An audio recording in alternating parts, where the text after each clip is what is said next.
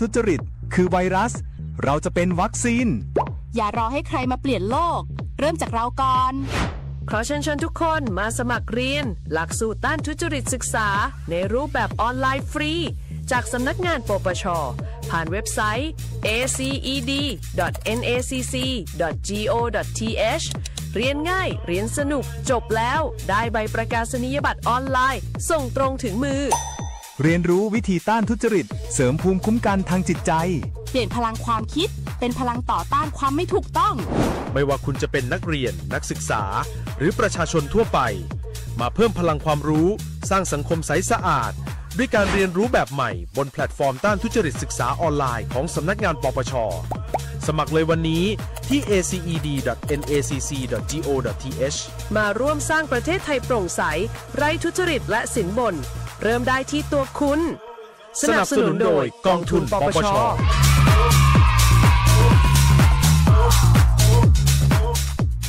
พบเห็นการทุจริตแจ้งสายด่วนปปช.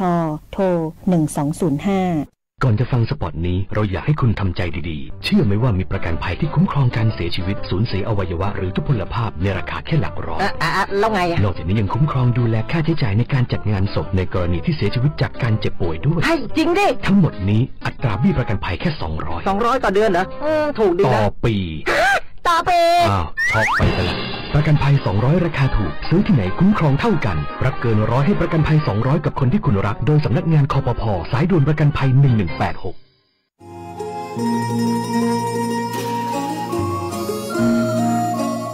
ปีนานการยางเปิ่นนี้สวัสดิการอันหยังให้เกษตรกรสวนยางบ้านเฮาของเจ้าถ้าสวนยางประสบภัยธรรมชาติเช่นอุทกภัยวาตภัยอัคคีภัยเกิดความเสียหายอย่างน้อย29ต่อไร่เปิ้นช่วยสูงสุด 3,000 บาทยื่นกำขอได้ใน30วันหลังเหตุการณ์สิ้นสุดแล้วถ้าตายดุทายาทจะได้อันหยังทายาทได้ 30,000 บาทแต่ต้องยื่นกำขอภายใน90วันเน้ออ๋อแล้วเปิ้นมีเงินกู้ให้เกษตรกรของก็เจ้ามีเงินกู้สำหรับบรรเทาความเดือดร้อนสวนที่ประสบภัยกรณีรักษาพยาบาลตัวเก่าหรือเงินกู้เพื่ออาชีพเสริมก็มีน่าสนใจขนาดเจ้าถ้าน้องอยากจะขอรับสวัสดิการน้องจะต้องญาติจะใดโทรไปหาสำนักงานการยางแห่งประเทศไทยจังหวัดแพร่054 069 605ได้เลยเน้อ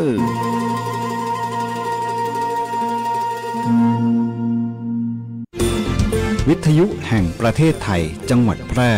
91เมกะเฮิรตซ์ให้ความรู้คู่ความสุข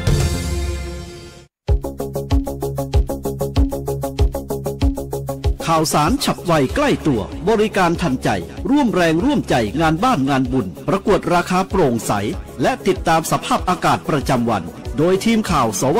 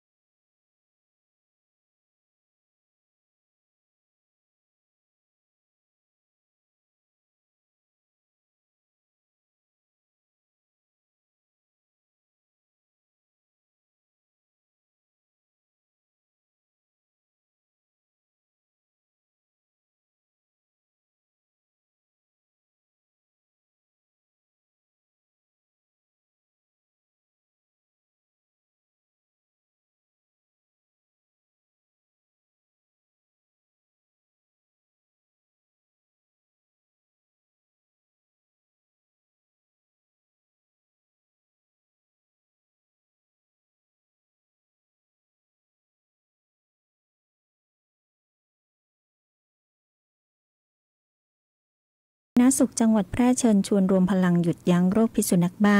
ย้ำโรคพิษสุนัขบ้าอันตรายถึงชีวิตนายแพทย์วิรศักดิ์ดำรงพงษ์นายแพทย์สาธารณสุขจังหวัดแพร่เปิดเผยว่าในวันที่28กันยายนของทุกปีเป็นวันป้องกันโรคพิษสุนัขบ้าโลกจึงอยากให้ประชาชนได้ตระหนักถึงความสำคัญอย่างจริงจัง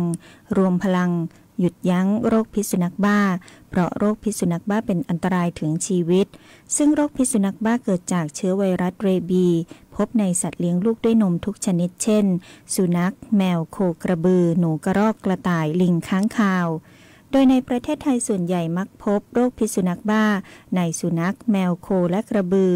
หากถูกสัตว์ที่มีเชื้อพิษสุนัขบ้ากัดข่วนหรือเลียบาดแผลรอยถลอกเยื่อบุตา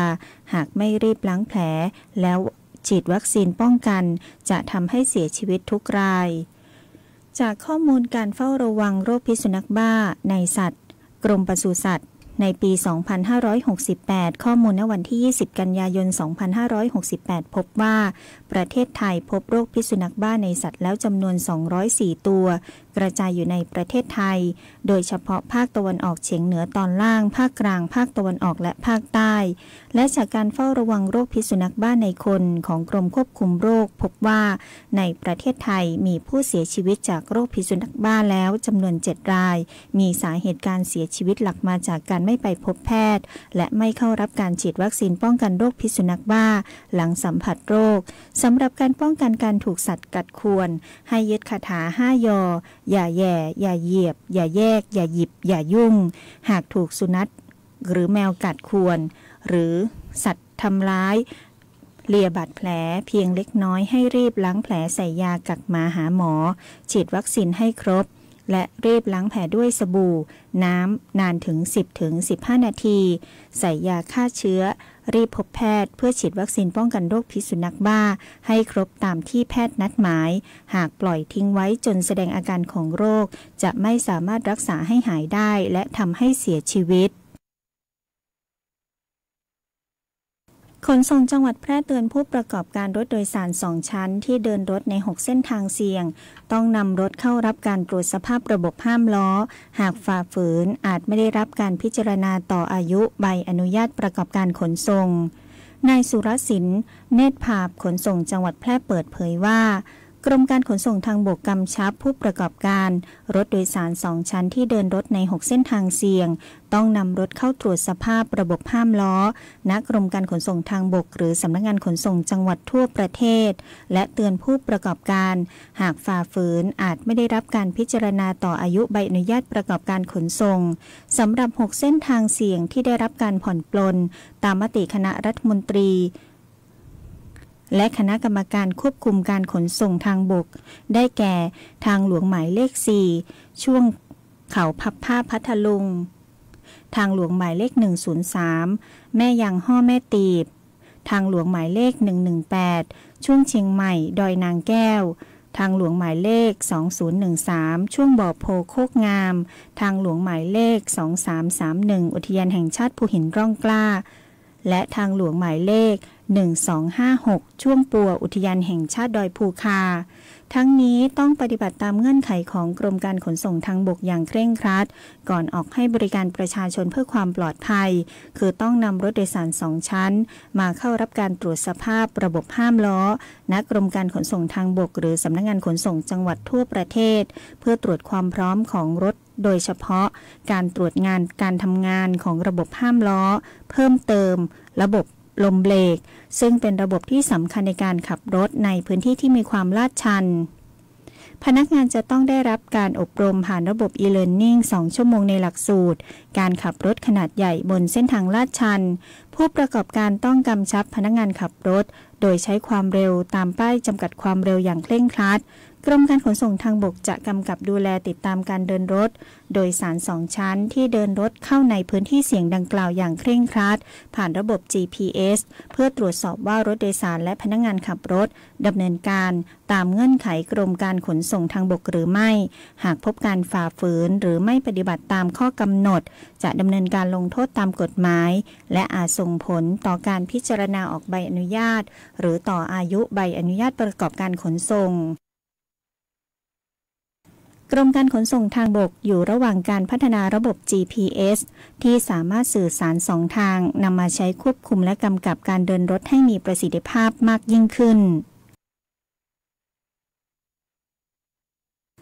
สภาเกษตรกรแห่งชาติขอเสนอคณะรัฐมนตรีให้ความเห็นชอบแนวทางปัญหานมกล่องค้างสต็อกและมอบหมายหน่วยงานที่เกี่ยวข้องดำเนินการเนื่องจากชุมนุมสหกรณ์โคนมแห่งประเทศไทยจำกัดมีปัญหาน้ำนมดิบล้นและไม่สามารถระบายผลผลิตน้ำนมดิบส่วนเกินออกได้ทั้งหมดจึงจำเป็นต้องดำเนินการแปรรูปน้ำนมดิบดังกล่าวเป็นนมกล่อง UHT ซึ่งทำให้มีสต็อกนมกล่องคงค้างจำนวน113,877,387 กล่องคิดเป็นมูลค่ารวม800 ล้านบาทสภาเกษตรกรแห่งชาติจึงมีข้อเสนอแนวทางแก้ไขปัญหาดังกล่าวมอบหมายหน่วยงานที่เกี่ยวข้องให้ดำเนินการขอให้คณะรัฐมนตรีได้พิจารณาอนุมัติงบประมาณรายจ่ายประจำปีงบประมาณ 2568งบกลางรายการเงินสำรองจ่ายเพื่อกรณีฉุกเฉินหรือจำเป็นในวงเงิน800 ล้านบาทให้แก่องค์กรปกครองส่วนท้องถิ่นจำนวน500 ล้านบาทและสำนักงานคณะกรรมการส่งเสริมการศึกษาเอกชนจำนวน300 ล้านบาทเพื่อจัดซื้อนมกล่องคงค้างสต็อกตามปริมาณจำนวนนักเรียนที่แต่ละหน่วยมีนักเรียนได้ดื่มนมในโครงการอาหารเสริมนมโรงเรียนเพิ่มเติมและให้กระทรวงเกษตรและสหกรณ์และคณะกรรมการอาหารนมเพื่อเด็กและเยาวชนประสานติดตามประเมินผลการดำเนินงานจากหน่วยงานที่เกี่ยวข้องสำหรับประโยชน์ที่จะได้รับคือเป็นการบรรเทาความเดือดร้อนแก้ไขปัญหาเร่งด่วนเพื่อลดความเสียเพื่อลดความเสียหายจากน้ำนมดิบและผู้ประกอบการผลิตภัณฑ์นมไม่ให้เกิดภาวะนมกล่องค้างสต็อกเสียหายจากการทิ้งน้ำนมดิบให้สามารถดำเนินการทั้งระบบต่อโดยไม่ขาดสภาพคล่องเป็นการรักษาผลประโยชน์ด้านการแปรรูปการผลิตภัณฑ์นมของเกษตรกรองค์กรการเกษตรผู้เลี้ยงโคนมและผู้ประกอบการผลิตภัณฑ์นมไม่ให้มีผลิตภัณฑ์นมกล่องค้างสต็อกเกินความเสียหายและสูญเปล่าประโยชน์และเด็กนักเรียนจะได้รับการบริโภคนมโรงเรียนเพิ่มขึ้นมากกว่า260วันซึ่งเป็นอาหารเสริมที่มีคุณค่าทางโภชนาการต่อเด็กนักเรียนในวัยเรียน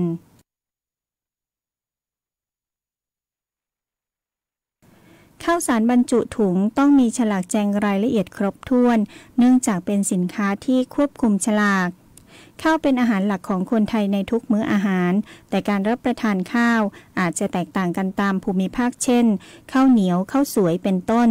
และข้าวมีอยู่หลายชนิดเช่นข้าวหอมมะลิข้าวเสาให้ข้าวเหนียวข้าวกล้องข้าวไรซ์เบอร์รี่เป็นต้นข้าวแต่ละชนิดก็จะมีคุณสมบัติและราคาที่แตกต่างกันไปและปัจจุบันสามารถหาซื้อได้ง่ายและสะดวกขึ้นข้าวสารบรรจุถุงสามารถเลือกซื้อตามปริมาณที่ต้องการได้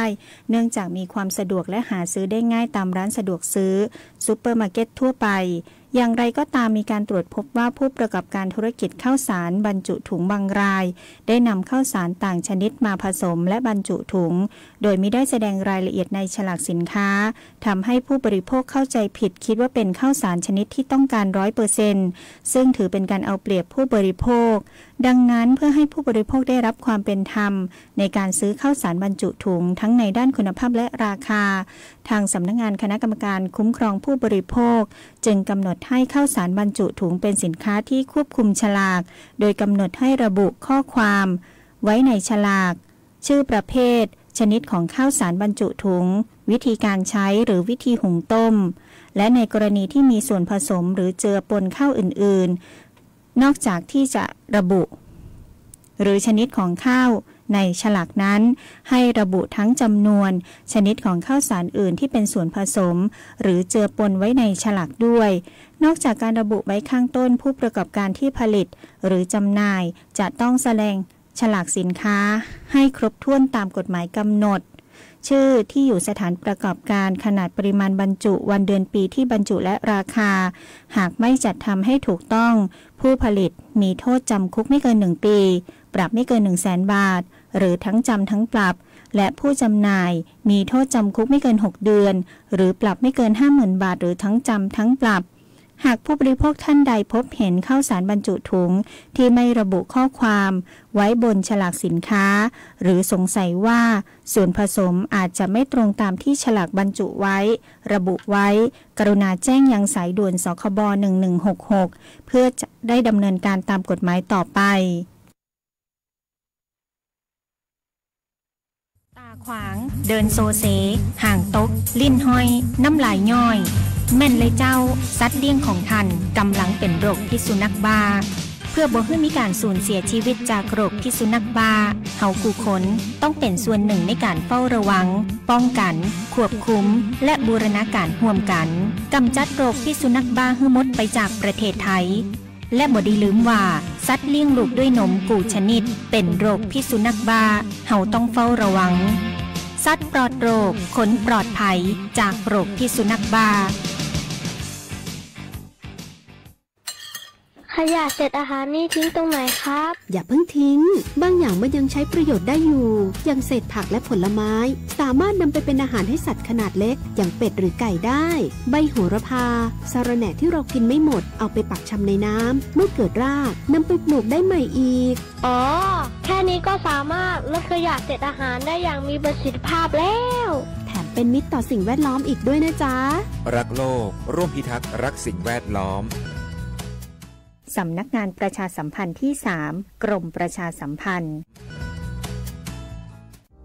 เสริมสร้างศักยภาพให้ธุรกิจของคุณด้วยการแปรรูปสินค้าเกษตรสู่ฟิวเจอร์ฟู้ดติดอาวุธทางปัญญาให้พร้อมแข่งขันในตลาดยุคใหม่เรียนรู้ดูงานและต่อยอดกับผู้เชี่ยวชาญมืออาชีพกับโครงการลานนาฟิวเจอร์ฟู้ดสมัครง่ายๆผ่านแบบฟอร์มออนไลน์เพจ Facebook สำนักงานอุตสาหกรรมจังหวัดพะเยาสำนักงานอุตสาหกรรมจังหวัดเชียงรายสำนักงานอุตสาหกรรมจังหวัดแพร่และสำนักงานอุตสาหกรรมจังหวัดน่านหรือโทร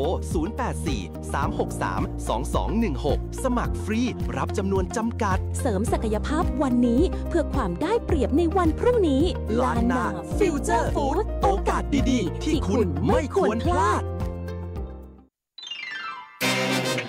กฎหมายง่ายจังแค่ฟังก็เข้าใจโดยสำนักงานกิจการยุติธรรมตอนไม่หลบรถไซเรนมีความผิดเฮ้ยทำไมวันนี้รถติดขนาดนี้เนี่ยขนาดออกจากออฟฟิศไว้แล้วเนี่ยเอาเฮ้ยนั่นรถไซเรนนี่นะสงสัยจะมีอุบัติเหตุหลีกให้ดีกว่าทำถูกแล้วค่ะเมื่อผู้ขับขี่หรือคนเดินเท้าได้ยินเสียงสัญญาณไซเรนขอทางฉุกเฉินต้องหลบทางให้ห้ามขัดขวางทุกกรณีหากฝ่าฝืนต้องโทษปรับเงินไม่เกิน500 บาทตามกฎหมายจราจรทางบกและอาจเสี่ยงต่อการทำผิดกฎหมายอาญาถ้าหากส่งผลให้ผู้ป่วยผู้บาดเจ็บไปรักษาไม่ทันมีโทษจำคุกตั้งแต่15 ปีถึง20 ปีหรือจำคุกตลอดชีวิตหรือแม้แต่ประหารชีวิตเลยนะคะฉะนั้นหากได้ยินเสียงสัญญาณไซเรนขอทางฉุกเฉินขอให้ผู้ขับขี่ตั้งสติอย่าตื่นตระหนกพยายามหลีกทางให้รถฉุกเฉินขับผ่านไปก่อนและไม่ควรขับตามรถฉุกเฉินไปนะคะหากสงสัยเรื่องกฎหมายหรือได้รับความไม่เป็นธรรมติดต่อสำนักงานยุติธรรมจังหวัดทั่วประเทศหรือโทรสายด่วนยุติธรรม1111กด77นะ จะบอกให้ฝนตกหนักน้ำท่วมภัยธรรมชาติที่เราหลีกเลี่ยงไม่ได้แต่เราสามารถเตรียมตัวให้พร้อมเพื่อความปลอดภัยของทุกคนในครอบครัวได้ก่อนน้ำมาเตรียมตัวให้พร้อมเก็บของสำคัญขึ้นที่สูงเช่นเอกสารสำคัญเงินสดและสิ่งของจำเป็นอื่นๆและถ้าหากบ้านอยู่ในพื้นที่เสี่ยงให้ติดตามข่าวสารจากทางราชการอย่างใกล้ชิดเตรียมไฟฉายแบตเตอรี่สำรองวิทยุสื่อสารและยาสามัญประจำบ้านไว้ให้พร้อมและอย่าลืมตรวจสอบเส้นทางอพยพที่ใกล้ที่สุดด้วยขณะเกิดน้ำท่วมอย่าเดินฝ่าน้ำที่ไหลแรงหลีกเลี่ยงการสัมผัสกระแสไฟฟ้าและหากต้องอพยพให้ปฏิบัติตามคำแนะนำของเจ้าหน้าที่อย่างเคร่งครัดเมื่อภัยผ่านพ้นตรวจสอบความเสียหายของบ้านและทำความสะอาดเพื่อป้องกันโรคที่มากับน้ำท่วมเตรียมตัวให้พร้อมก่อนภัยมาถึงเราจึงจะปลอดภัยปรารถนาดีจากสำนักงานประชาสัมพันธ์ที่ 3 กรมประชาสัมพันธ์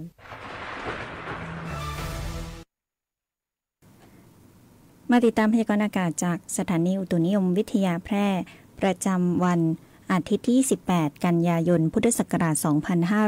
2568 ประกาศกรมอุตุนิยมวิทยาเรื่องพายุบัวลอยและฝนตกหนักถึงหนักมากบริเวณประเทศไทยฉบับที่ 7เมื่อเวลา 10 นาฬิกาของวันนี้พายุไต้ฝุ่นบัวลอยบริเวณทะเลจีนใต้ตอนบนมีศูนย์กลางอยู่ห่างจากเมืองเวฟประเทศเวียดนามไปทางทิศตะวันออกประมาณ105กิโลเมตรหรือที่ละติจูด 16.5 องศาเหนือลองจิจูด 108.6 องศาตะวันออกมีความเร็วลมสูงสุดใกล้ศูนย์กลางประมาณ120กิโลเมตรต่อชั่วโมงพายุนี้กำลังเคลื่อนตัวทางทิศตะวันตกค่อนทางเหนือเล็กน้อยด้วยความเร็วประมาณ20กิโลเมตรต่อชั่วโมงคาดว่าจะเคลื่อนขึ้นฝั่งบริเวณประเทศเวียดนามตอนบนในวันที่29กันยายน 2568หลังจากนั้นจะอ่อนกำลังลงตามลำดับจากอิทธิพลของพายุบัวลอยส่งผลให้ในช่วงวันที่28ถึง30กันยายน 2568ร่องมรสุมกำลังแรงพาดผ่านภาคเหนือตอนล่างภาคกลางตอนบนภาคตะวันออกเฉียงเหนือประกอบกับมรสุมตะวันตกเฉียงใต้พัดปกคลุมทะเลอันดามันประเทศไทยอ่าวไทยมีกำลังแรงทำให้ประเทศไทยมีฝนตกหนักในหลายพื้นที่และมีฝนตกหนักถึงหนักมากบางแห่งในภาคเหนือภาคตะวันออกเฉียงเหนือตามแนวขอบของพายุรวมถึงด้านรับลมมรสุมตะวันออกและภาคใต้ฝั่งตะวันตกขอให้ประชาชนบริเวณดังกล่าวระวังอันตรายจากฝนที่ตกหนักฝนที่ตกสะสมอาจทำให้เกิดน้ำท่วมฉับพลันน้ำป่าไหลหลากน้ำล้นตลิ่งโดยเฉพาะพื้นที่ลาดเชิงเขาใกล้กับทางน้ำไหลผ่านและพื้นที่ลุ่มพื้นที่น้ำท่วมขังพื้นที่ซ้ำซาก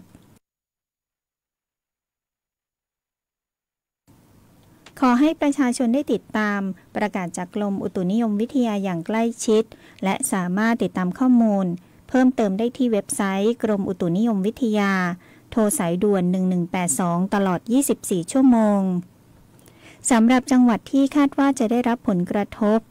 ในภาคเหนือวันที่29กันยายนจังหวัดแพร่เชียงใหม่ลำปางวันที่30กันยายน2568ภาคเหนือจังหวัดเชียงรายน่านพะเยาแพร่อุตรดิตถ์ลำพูนลำปางเชียงใหม่สุโขทัยกำแพงเพชรพิษณุโลกพิจิตรเพชรบูรณ์ตากและแม่ฮ่องสอนจบการนำเสนอข่าวท้องถิ่น28กันยายนวันพระราชทานธงชาติไทยและวันป้องกันโรคพิษสุนัขบ้าโลกพิรุณพรแสงสร้อยอ่าน